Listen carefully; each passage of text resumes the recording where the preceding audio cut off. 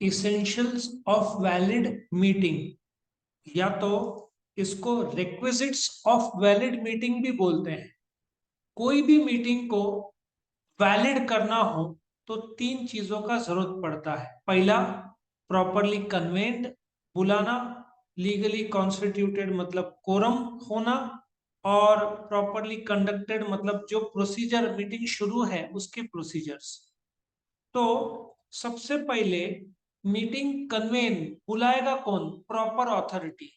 Please note, secretary meeting को नहीं बुला सकती, मीटिंग को बुलाते हैं बोर्ड ऑफ डायरेक्टर्स। अच्छा, शेयर होल्डर्स जिनके पास 1/10 वोटिंग पावर है उनको मेंबर्स बोलते हैं, वो भी बुला सकते हैं।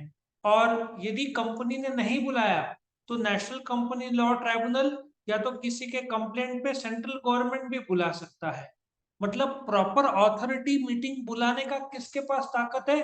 बोर्ड ऑफ डायरेक्टर्स या मेंबर्स या नेशनल कंपनी लॉ ट्राइब्यूनल या सेंट्रल गवर्नमेंट, चार ही लोग के पास ताकत है, जिसमें से 99% टाइम में बोर्ड ऑफ डायरेक्टर्स बुलाते हैं। आया समझ में? सेक्रेटरी मीटिंग नहीं बुला सकती। नोटिस, नाउ मीटिंग बुलाने से पहले कुछ तो इन्फॉर्म करना पड़ेगा ना, मीटिंग कब है। तो नोटिस एक इंटीमेशन है, एक रिटर्न इंटीमेशन है। कंपनी भेजती है शेयर होल्डर्स को या डायरेक्टर्स को, यदि बोर्ड मीटिंग डायरेक्टर्स का है तो नोटिस एक रिटर्न इंटीमेशन है जो कंपनी भेजती है शेयर होल्डर्स को, please come for the meeting. Basically it contains the day, date, time and place of meeting. कौन से तारीख को, मीटिंग छुट्टी के दिन नहीं हो सकता, ठीक है ना, वर्किंग डे के अंदर होना चाहिए। सो नोटिस बताता है कि कौन से तारीख को कब मीटिंग होगा, किस समय होगा और कहाँ होगा। लेकिन इसके भी कायदे हैं।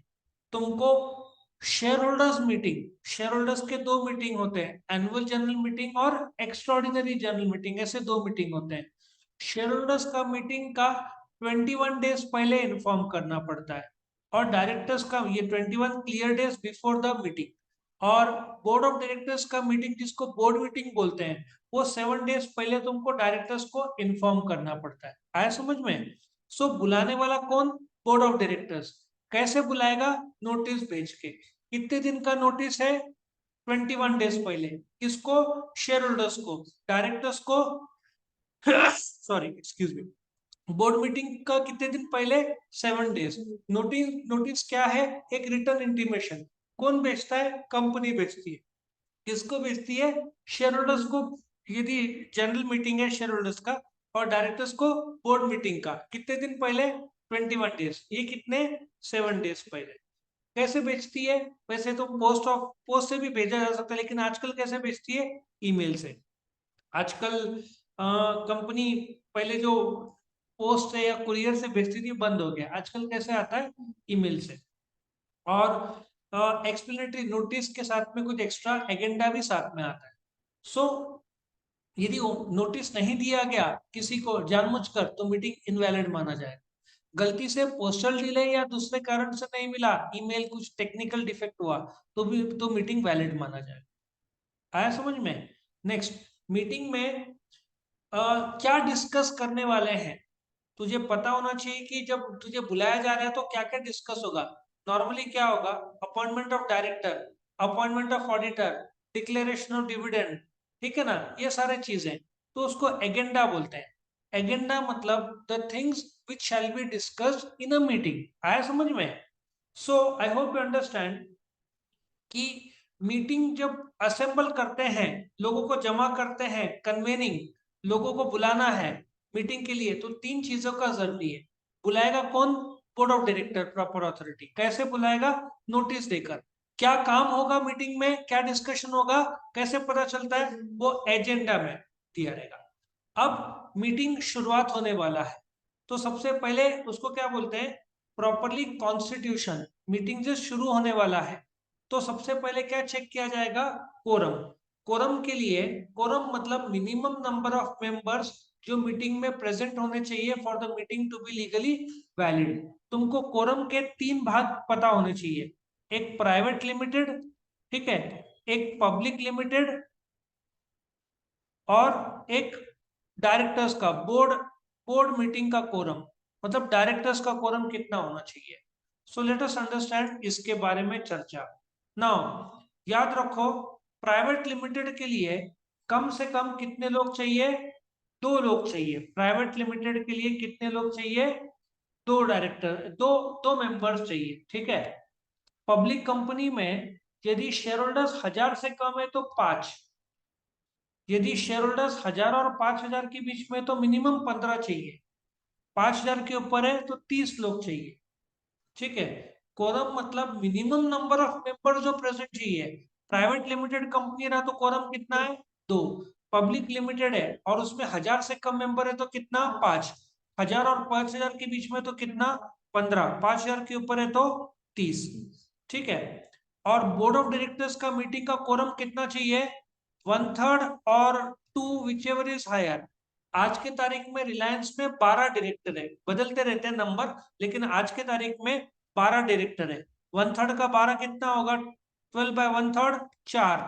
4 और 2 में से बड़ा वाला 4। सो रिलायंस का यदि बोर्ड मीटिंग होगा तो कितने डायरेक्टर चाहिए रहेंगे? कम से कम 4 चाहिए रहेंगे। अच्छा, कोरम पूरे मीटिंग के एंड तक चाहिए। सपोजिटली मीटिंग, रिलायंस का एनुअल जनरल मीटिंग हुआ था 29 अगस्त, ठीक है। रिलायंस का 29 अगस्त। सपोजिटली इस मीटिंग में कोरम नहीं होता है, हालांकि उस मीटिंग में था कोरम, लेकिन इस मीटिंग में कोरम नहीं होता तो मीटिंग एक हफ्ते के लिए एडजर्न हो जाता है, मतलब पोस्टपोन हो जाता है। कितने टाइम के लिए? एक हफ्ते के लिए। मतलब 5 सितंबर मंडे, 29 अगस्त भी मंडे था, तो मंडे दोपहर को 2 बजे मीटिंग था। यदि कोरम नहीं होता है 29 अगस्त को तो मीटिंग एक हफ्ते के लिए ढकला जाता है 5 सितंबर मंडे 2:20 PM जो टाइम था। और एडजर्न मीटिंग में भी कोरम नहीं रहा तो जितने मेंबर्स है वो लीगल कोरम माना जाए। स्टार्टिंग में कितने चाहिए प्राइवेट के लिए? 2। पब्लिक के लिए 5, 15 और 30, depending upon the number of members. Directors का कितना है? 1/3 और 2 विच एवर इज हायर, ठीक है। अब ये कोरम था। नाउ चेयरमैन, चेयरमैन के बारे में डिस्कस करते हैं। हर टीम का एक कैप्टन रहता है, उस मीटिंग का कैप्टन कौन रहेगा? चेयरमैन। तो रिलायंस का मीटिंग कितने बजे था? 2 बजे। तो चेयरमैन 2:15 तक आना चाहिए और कोरम 2:30 के अंदर होना चाहिए। मतलब कोरम आधे घंटे के अंदर होना चाहिए मीटिंग का शेड्यूल्ड टाइम से। और चेयरमैन कितने बजे तक आना चाहिए? 2:15 तक। यदि चेयरमैन नहीं आता है तो आपस में शेयर होल्डर्स मिलकर अपना एक चेयरमैन को चुन सकते हैं। अच्छा, बाय चांस चेयरमैन नहीं आता है तो बाकी share holders show off hands से चुन सकते हैं, और किसी ने चैलेंज कर दिया तो पोल से भी चुना जा सकता है चेयरमैन, और वो चेयरमैन पूरे मीटिंग के एंड तक रहेगा। आया समझ में? लेकिन चेयरमैन को कितने देर तक आना चाहिए? मीटिंग के 15 मिनट के अंदर। 2 बजे रहेगा तो 2:15 के अंदर चेयरमैन आ जाना चाहिए। आया समझ में? नाउ ये कन्वेंट था। इसमें सबसे इंपॉर्टेंट कन्वेंट स्टार्टिंग का था। कन्वेंट में क्या क्या था? कौन बुला सकता है मीटिंग को, ठीक है। कौन? डायरेक्टर्स बुलाते हैं। कैसे बुलाते हैं? नोटिस और एजेंडा, 3 चीजें हैं। उसके बाद नेक्स्ट क्या था? कॉन्स्टिट्यूशन। कॉन्स्टिट्यूशन में सबसे पहले क्या चेक होता है? कोरम कितने देर के अंदर होना चाहिए? आधा घंटा। अच्छा, एक और चीज, एक शेयर होल्डर नहीं जा पा रहा है, क्या वो अपने फ्रेंड को भेज सकता है? The answer is yes. तू नहीं जा पा रही तो तेरी फ्रेंड को भेज सकती है, ठीक है। तो उसको क्या बोलेंगे? प्रॉक्सी। कोरम को जब काउंट करते हैं तो प्रॉक्सी को काउंट नहीं करते हैं। कोरम में शेयर होल्डर्स को काउंट किया जाता है, प्रॉक्सी को काउंट नहीं किया जाता। सो कॉन्स्टिट्यूशन में कोरम आएगा और मीटिंग का हेड चेयरमैन आएगा। अब मीटिंग शुरू होने वाला है, ठीक है।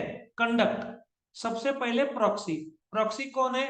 एक शेयर होल्डर नहीं जा पा रहा है तो उसके जगह पे वो किसी और को भेज सकता है, उसको क्या बोलते हैं? प्रॉक्सी। कोरम में प्रॉक्सी को काउंट नहीं कर सकते। बोर्ड ऑफ डायरेक्टर्स का जो मीटिंग होता है, बोर्ड मीटिंग, उसमें प्रॉक्सी भेज ही नहीं सकते। शेयर होल्डर भेज सकते हैं जनरल मीटिंग में, लेकिन डायरेक्टर्स बोर्ड मीटिंग में प्रॉक्सी को नहीं भेज सकते। अच्छा, कोरम के काउंटिंग में भी प्रॉक्सी को काउंट नहीं किया जाता। जब वोटिंग होता है तो सब लोग, चेयरमैन ने बोला पता है कि डायरेक्टर को अपॉइंट होना है, तो those in favour say yes, या शो ऑफ हैंड, हाथ ऊपर करो। तो प्रॉक्सी इसमें वोट नहीं कर सकता, अपना जो पर्चियां होता है ना, पोल, उसमें ही वोट कर सकता है। प्रॉक्सी मीटिंग में बोल नहीं सकता, सिर्फ लिखित फॉर्म में जो भी उसको इंफॉर्मेशन देना है। और यदि मैं नहीं जा पा रहा हूँ मीटिंग में, तो मुझे प्रॉक्सी मीटिंग के 48 आवर्स पहले कंपनी को इन्फॉर्म करना रहता है कि मैं मिस्टर ए नहीं जा पा रहा हूँ, तो ये मिस्टर बी प्रॉक्सी के रूप में आएगा।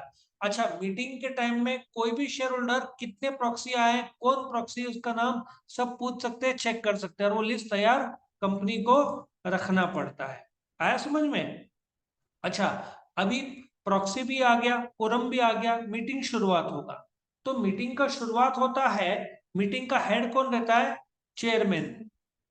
और सेक्रेटरी चेयरमैन को मदद करता है मीटिंग कंडक्ट करने में। तो जैसे मीटिंग शुरू होता है, पिछले मीटिंग जो हो चुका है उसका बोलते हैं ना प्रूफ या रिटर्न रिकॉर्ड, उसको मिनट्स बोलते हैं, वो पहले रीड किया जाता है कि पिछले मीटिंग में क्या हुआ था। अब मीटिंग शुरू होगा, तो मीटिंग शुरू होगा तो एक मेंबर है, एक दो तीन चार पांच अलग अलग मेंबर्स आए, तो तीसरा मेंबर लिखित फॉर्म में एक मोशन देता है इन रिटर्न फॉर्म, और उसमें लिखा रहता है कि अपॉइंटमेंट ऑफ डायरेक्टर का डिस्कशन शुरू करो। ठीक है, फोर्थ जो मेंबर है वो उसको सपोर्ट देता है, उसको सेकेंडेड बोलते हैं। सो मोशन क्या होता है? एक प्रपोजल, एक रिटर्न रिक्वेस्ट, एक मेंबर जो चेयरमैन को भेज रहा है कि डिस्कशन शुरू करवाओ, और इस मोशन का सपोर्ट एक और दूसरा मेंबर है वो सपोर्ट देगा, उसको क्या बोलते हैं? सेकेंडेड। उसके बाद में डिस्कशन शुरू होगा। लेकिन जो मोशन भेजा गया है उसमें एक आदमी कुछ बदलाव करना चाहता है, जैसे कि अपॉइंट, समझ रहा है ना? अपॉइंटमेंट ऑफ डायरेक्टर तुम्हारा फॉर्मल मोशन है, अपॉइंटमेंट ऑफ डायरेक्टर। लेकिन दूसरा एक आदमी है, वो बोलता है कि इसमें बदलाव करो, बदलाव मतलब इसको कैंसिल मत करो, इसमें शब्द जोड़ो, एंड फिक्सिंग देयर रेम्यूनरेशन साथ में करो। तो क्या पॉसिबल है? The answer is yes, possible है। मतलब कि जब ओरिजिनल मोशन में कुछ शब्द का एडिशन, सब्ट्रैक्शन, डिलीशन होता है लेकिन मीनिंग चेंज नहीं होता, उसको सब्सटेंटिव मोशन या तो अमेंडमेंट बोलते हैं। आया समझ में? उसको क्या बोलते हैं? सब्सटेंटिव मोशन या अमेंडमेंट। अब मीटिंग मोशन चल रहा है, एक आदमी क्लोजर मोशन लाता है। For example, appointment of director का डिस्कशन बहुत सारा हो गया, तो क्लोजर मोशन में एक आदमी बोलता है कि डिस्कशन काफी है, अभी अपॉइंटमेंट ऑफ डायरेक्टर जो सपोजिटली मिस्टर एक्स है उसको अपॉइंट करने के लिए वोटिंग शुरू करो। इसका मतलब यह है कि डायरेक्टर का जो अपॉइंटमेंट का जो डिसीजन है उसको रेजोल्यूशन बोलते हैं। अमेंडमेंट मतलब डिसीजन, उसको क्या बोलते हैं? रेजोल्यूशन। मोशन से डिस्कशन खत्म होता है, see it's like this, motion से डिस्कशन शुरू होता है, ठीक है, और रेजोल्यूशन डिसीजन देता है, रेजोल्यूशन डिसीजन देता है। लेकिन मैं तुमको बोलूं कि सैटरडे को टेस्ट चाहिए कि नहीं, सब लोग बोलेंगे चाहिए, एक बोलेगा नहीं सर नहीं चाहिए। मतलब क्या हुआ? कुछ लोगों ने हाँ बोला, कुछ लोगों ने ना बोला। तो मोशन का डिस्कशन का जो डिसीजन लेना है वो वोटिंग से लिया जाता है। ठीक है, वोटिंग ये रहा। सो वोटिंग एक प्रकार का एक ओपिनियन जो फॉर्मल वे में दिया जाता है। फॉर एग्जाम्पल, वोटिंग का पहला प्रकार वोटिंग बाय वॉइस। अब पता है कि मिस्टर मुकेश अंबानी को ही वापस अपॉइंट करने वाले हैं, तो वोट करके क्या जरूरत है? या नीता अंबानी को अपॉइंट करना है, तो चेयरमैन क्या बोलेगा? Those in favour say yes, those not in favour so no. आवाज का जोर जिसका ज्यादा रहेगा उसका अपॉइंटमेंट करेंगे। या वोटिंग बाय डिवीजन, जो हाँ बोलते हैं इस रूम में रहो, जो ना बोलते हैं दूसरे रूम में चले जाओ, उसको क्या बोलते हैं? Voting by division. या कंपनीज एक्ट बोलता है कि those in favour say yes, फिर चेयरमैन टेलर को अपॉइंट करेगा, वो आके काउंट करेगा, ठीक है, और जो हाँ है वो जीत जाएगा। जिसके हाथ ज्यादा रेज्ड है मतलब 15 लोग हाँ बोल रहे हैं और 5 लोग ना बोल रहे हैं, तो जो हाँ बोल रहे हैं वो लोग जीत जाएंगे। अच्छा, बैलेट मतलब इलेक्शन में एक आदमी को एक वोट मिलता है, और वोटिंग बाय पोल में एक शेयर पे एक वोट मिलता है। तेरे पास 100 शेयर है तो 100 वोट कर पाएगी। सो जो वोटिंग बाय वॉइस या डिवीजन या शो ऑफ हैंड्स या बैलेट को चैलेंज किया जा सकता है। आजकल इलेक्ट्रॉनिकली या पोस्टल से भी बैलेट होता है। तू नहीं जा पा रही तो तू पोस्ट से भेज सकती है, इलेक्ट्रॉनिकली भी तू भेज सकती है वोट। और वोटिंग बाय पोल तो मैंने बता दिया। लेकिन वोटिंग बाय पोल का जो फैसला है वो फाइनल है। शो ऑफ हैंड्स का फैसला है, उसको किसी मेंबर ने चैलेंज कर दिया तो तुझे पोल कंडक्ट कराना पड़ेगा। पोल मतलब सब पर्चियां बांटे जाते हैं, तो 48 आवर्स, क्योंकि टाइम लगता है, हजारों शेयर होल्डर है तो जैसे ही पोल डिमांड हुआ तो 48 आवर्स के अंदर पोल कंडक्ट करना पड़ता है। और पोल का डिसीजन फाइनल होता है, उसको चैलेंज नहीं किया जा सकता। अच्छा, डिसीजन लिया उसको क्या बोलते हैं? रेजोल्यूशन। अब रेजोल्यूशन का सबसे पहला प्रकार है ऑर्डिनरी रेजोल्यूशन। ऑर्डिनरी रेजोल्यूशन क्या होता है? 100 में से 51 वोट्स, 100 वोट्स, 100 शेयर से मतलब 100 वोट्स है।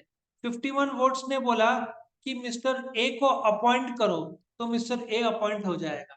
मतलब appointment of director, appointment of auditor, declaration of dividend, ठीक है ना, शेयर कैपिटल बढ़ाना हो, ये सिंपल मेजॉरिटी मतलब 51% वोट्स हुआ तो वो उसको ऑर्डिनरी रेजोल्यूशन बोलते हैं। लेकिन बड़े बड़े चीजें जैसे कि कंपनी का नाम बदलना है, आर्टिकल ऑफ एसोसिएशन में बदलाव, या तुम अपना रजिस्टर्ड ऑफिस एक स्टेट से दूसरे स्टेट में लेकर, बड़े बड़े चीजें, तो उसके लिए 100 वोट है तो कायदा बोलता है कि कम से कम 75% वोट चाहिए। आया समझ में? मैं बोलूंगा टेस्ट कैंसिल करना है तो 75% स्टूडेंट ने बोला तो ही कैंसिल है, वरना नहीं। और गोवा ट्रिप जाना है तो सिंपल मेजोरिटी। टेस्ट इंपॉर्टेंट है तो उस हिसाब से। आया समझ में? तो इसको स्पेशल रेजोल्यूशन बोलते हैं। और एक और है रेजोल्यूशन रिक्वायरिंग स्पेशल नोटिस। एक डायरेक्टर को समय से पहले निकालना हो। अभी एक साइरस मिस्त्री जिनकी अभी डेथ हो गई थी, मर्सिडीज में एक्सीडेंट हो गया था, तो उनको समय से पहले मीटिंग में आउट किया गया। तो जब समय से पहले किसी को निकालना हो तो उसके लिए स्पेशल नोटिस भेजा जाता है 14 दिन पहले। अब प्रपोजर जो टाटा टाटा सन्स ने डिसाइड किया था कि उनको समय से पहले निकालना है, तो 14 दिन का उन्होंने नोटिस दिया था। और जो रेजोल्यूशन पास करना है मीटिंग में जिसके तहत साइरस मिस्त्री को नहीं रखना था, तो 7 दिन पहले नोटिस भेजना पड़ता है। उसको बोलते हैं रेजोल्यूशन रिक्वायरिंग स्पेशल नोटिस। फिर एक है रेजोल्यूशन रिक्वायरिंग रजिस्ट्रेशन। अब ये होता क्या है? मैंने अभी थोड़ी देर पहले रेजोल्यूशन, स्पेशल रेजोल्यूशन बताया कि कंपनी का नाम बदलना हो, या कंपनी का ऑब्जेक्ट क्लॉज बदलना हो, या रजिस्टर्ड ऑफिस बदलना हो, तो उसको कितना मेजोरिटी लगता है? Special majority, that is how much percentage? 75%। तो इन दैट केस, यदि तुमने फैसला ले लिया, स्पेशल रेजोल्यूशन, आयुर्वेदिक कंसेप्ट नाम था, अभी नाम क्या हो गया? हिमालय। तुमने जब फैसला लिया तो मीटिंग के 30 डेज के अंदर तुमको रजिस्ट्रार को इन्फॉर्म करना पड़ता है कि कंपनी का नाम from Ayurvedic concept is now Himalaya. तो ये सारे रजिस्ट्रेशन स्पेशल रेजोल्यूशन को रजिस्ट्रार के पास रेजोल्यूशन कराना पड़ता है, ठीक है। और बोर्ड ऑफ डायरेक्टर्स का अपॉइंटमेंट या रीअपॉइंटमेंट हुआ मैनेजिंग डायरेक्टर का, या कंपनी बंद करने का फैसला लिया, ये सारे के सारे तुझे रजिस्टर कराना होगा। और लास्ट में रेजोल्यूशन बाय सर्कुलेशन है। कुछ अर्जेंट मैटर है तो बोर्ड ऑफ डायरेक्टर्स सर्कुलेट करते हैं कि भाई फटाफट फैसला लो, क्योंकि बहुत इंपॉर्टेंट डिसीजन है जो लेना है। अच्छा, रेजोल्यूशन मीटिंग खत्म हो गया तो मीटिंग के बाद मैच में क्या हुआ, तो स्कोरबोर्ड आता है ना मैच खत्म होने के बाद। तो मीटिंग खत्म होने के बाद मीटिंग में क्या हुआ था वो एक रिटर्न रिकॉर्ड बनाया जाता है, उसको मिनट्स बोलते हैं। ये मीटिंग खत्म होने के बाद बनाया जाता है, पास्ट टेंस में रहता है, और लीगल कोर्ट में लीगल प्रूफ के तौर पर सबमिट किया जाता है। इसको ओरल फॉर्म में नहीं कर सकते, प्रिंटेड फॉर्म में होना चाहिए, चेयरमैन का सिग्नेचर होना चाहिए। और एक कंपनी के हेड ऑफिस में मेंटेन रहता है, कोई भी शेयर होल्डर मिनट बुक मांग सकता है। हर एक मीटिंग जो कंपनी में होता है उसका मिनट बुक रखना कंपलसरी है। यहाँ पे तुम्हारा जो रिक्विजिट्स ऑफ अ मीटिंग है खत्म होता है। उसके 3 पार्ट्स मैंने कौन से बताए थे? Meeting which is properly convened, उसमें क्या क्या था? जो बुलाने वाला आदमी, ठीक है ना। मैं तुमको यहाँ पे बता देता हूँ कौन बुला सकता है, बोर्ड ऑफ डायरेक्टर्स बुला सकते हैं, ठीक है। और ये रहा तुम्हारा board of directors. Proper authority कैसे बुलाएंगे, नोटिस, नोटिस के अंदर क्या होगा, एजेंडा होगा, ठीक है ना। उसके बाद क्या था, कॉन्स्टिट्यूटेड, मीटिंग शुरू होने से पहले क्या चेक होगा, कोरम कितने टाइम के अंदर होना चाहिए, आधे घंटे के अंदर, चेयरमैन कितने देर के अंदर आना चाहिए, 15 मिनट्स के अंदर। उसके बाद में चेयरमैन के बारे में भी बता दिया, कंडक्ट में क्या होना चाहिए, प्रॉक्सी, फिर मोशन, रेजोल्यूशन, उसमें वोटिंग भी आ जाता है, और एंड में मिनट्स। तो ये तुम्हारा कंडक्ट ऑफ मीटिंग था। यहाँ पे ये essential elements of valid meeting खत्म होता है।